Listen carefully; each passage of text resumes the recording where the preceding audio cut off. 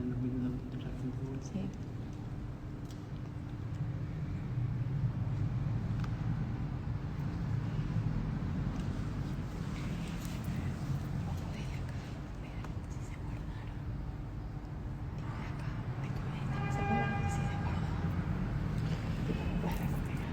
Voy a ver. Espero que sí. Encima es un montón de gente.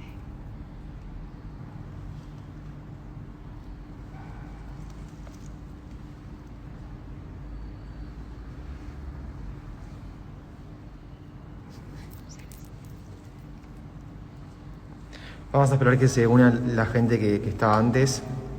Se cortó de golpe el vivo. Ahora volvemos.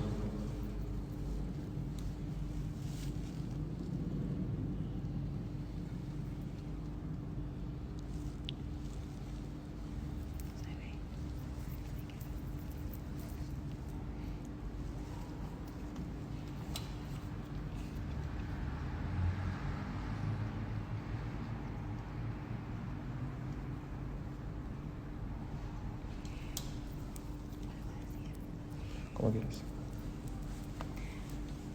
Bueno, vamos a partir un poquito de más atrás de donde lo dejamos, por si no se observó. En este plano, lo que observamos es el músculo erector de la columna. Como dije, tiene 3 porciones. La más externa, el músculo iliocostal. La parte media, el músculo longísimo, se extiende todo por acá. Y la parte más interna, el músculo espinoso. Ahora, si nosotros rebatimos este plano muscular, nos encontramos al plano más profundo de los músculos intrínsecos o del cuarto plano, que se reconocen porque sus fibras tienen dirección convergente. Como se ve acá y acá, son fibras que convergen hacia la línea media. En este plano encontramos entonces a los músculos transverso-espinosos. El que más podemos ejemplificar acá es el músculo semiespinoso, que como vemos se dirige desde las apófisis transversas a las apófisis espinosas. ¿De qué vértebra? De una vértebra que esté 5 o más niveles por encima de su inserción. En conjunto con el semiespinoso se ven músculos multífidos, que acá no los podemos marcar, que son aquellos que van a saltar 3 o 4 vértebras, y los más profundos son los músculos rotadores, que son los que van a saltar 1 o 2 vértebras. Y finalmente, profundo de estos músculos, los que se ven son los músculos cortos del dorso, que son los intertransversos, los interespinosos y estos músculos, que son los músculos elevadores de las costillas, que como se ve, se insertan desde las apófisis transversas de las vértebras hasta el ángulo de las costillas.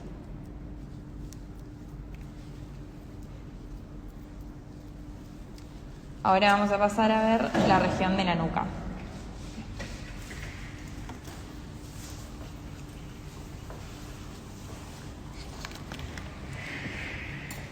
Buenas tardes, mi nombre es Jan Gaite, soy ayudante de la segunda cátedra de Anatomía de la Facultad de Medicina de la Universidad de Buenos Aires y pertenezco al equipo de disección. Bien, como les anticipó mi compañera, vamos a pasar a la segunda parte de esta demostración, en la cual nos vamos a abocar a lo que es la región de la nuca. Para comenzar es pertinente limitar esta región, ¿sí? Como límite superior vamos a encontrar la protuberancia occipital externa, que es un accidente propio del músculo occipital, que es palpable, y la línea nucal superior. Como límite inferior, y como ya dijimos, el límite lo marca la apófisis espinosa de C7, es decir, la séptima vértebra cervical, y a través de ella una línea imaginaria que llega a la espina de la escápula, que también es palpable, y el acromion, ¿sí? Con la articulación acromioclavicular, es decir, con el tercio externo de la clavícula. Y hacia los laterales, el límite se va a encontrar en el borde anterior del músculo trapecio, ¿sí? En este preparado estamos viendo un hemitórax derecho, para más o menos que entiendan la disposición. El primer plano que vamos a encontrar una vez que resecamos la piel del tejido celular subcutáneo va a estar compuesto por este músculo de gran tamaño, ¿sí? Que ya vimos en la región del dorso. Este es el trapecio. Se va a insertar en la protuberancia occipital externa, en la línea nucal superior, la parte más interna, y en toda la línea media, ¿sí?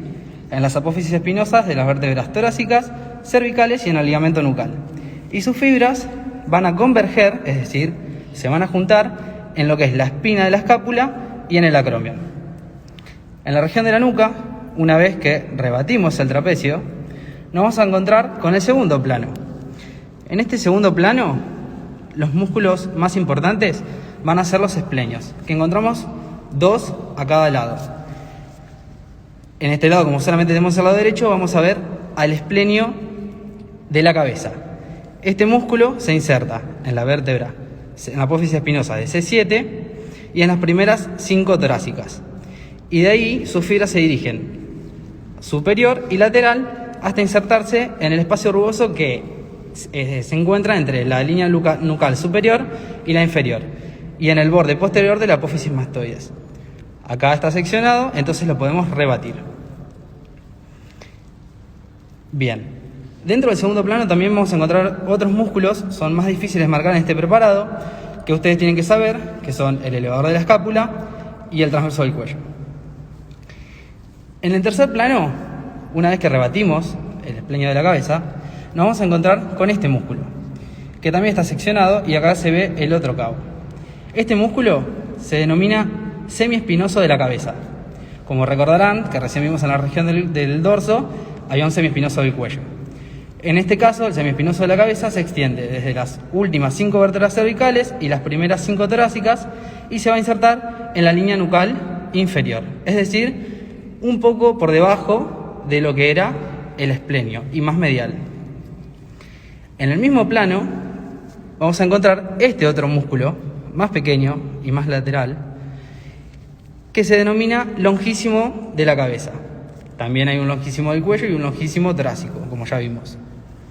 Bien, perfecto. Si rebatimos este otro músculo, sus 2 inserciones, la de origen y la distal, vamos a ver el cuarto plano. En el cuarto plano vamos a encontrar 2 músculos rectos y 2 músculos oblicuos. ¿Qué tienen de importantes estos músculos? Bien, los rectos se van a separar en recto menor, que en este caso es más complicado verlo, que se encuentra medial, está por debajo de este que es el recto mayor, es difícil verlo en este preparado, que se va a insertar en el tubérculo posterior del atlas y se va a dirigir hacia el occipital. Y luego tenemos el recto posterior mayor, que se inserta en la apófisis espinosa del axis y se dirige más lateral a la línea nucal inferior, línea occipital inferior, perdón. Esos serían los 2 rectos. Luego tenemos los oblicuos, ¿sí? ¿Qué van a tener diferencia? La disposición de las fibras. Si estos son rectos, estos van a ser oblicuos. ¿Y cómo son oblicuos?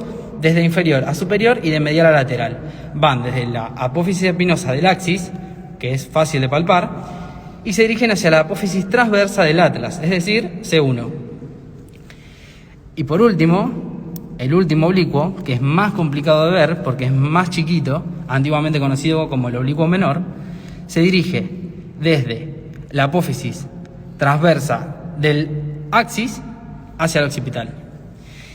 Entre estos 3 últimos músculos, que serían, para repetir y que quede claro, el recto posterior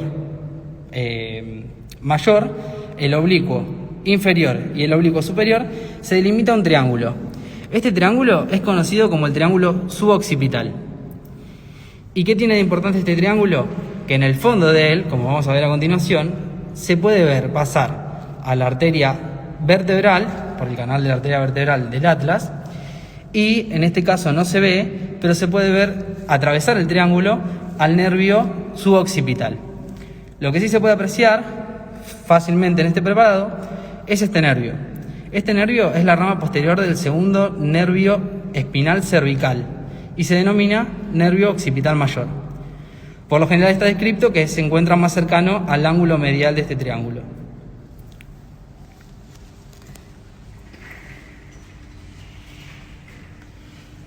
Bien, y un poco para mostrarles en más detalle, para realizar este preparado se resecaron todos los planos que ya vimos, incluyendo los del cuarto plano, para poder ver bien hueso occipital, ¿sí?, con su protuberancia a este nivel, la primera vértebra cervical denominada atlas, segunda vértebra cervical que se denomina axis, tercera, cuarta.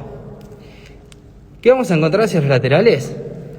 Yéndonos hacia lo que es la masa lateral del axis, superior a esta y en el intersticio que lo separa del occipital, en su canal vamos a encontrar a la arteria vertebral, que esto es lo que podrían apreciar en un preparado donde se vea el triángulo en el fondo del triángulo suboccipital.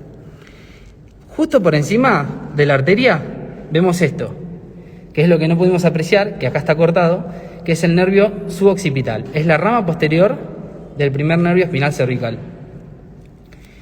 Por debajo del axis, del atlas, entre el atlas y el axis, vamos a encontrar esto. ¿Qué es esto? Es el ganglio anexo a la raíz dorsal, a la raíz espinal, Y vamos a ver sus dos ramas de división, la rama posterior y la rama anterior. La rama posterior es el nervio que vimos hace un ratito pasar justo por debajo del oblicuo mayor, es decir, es el nervio occipital mayor.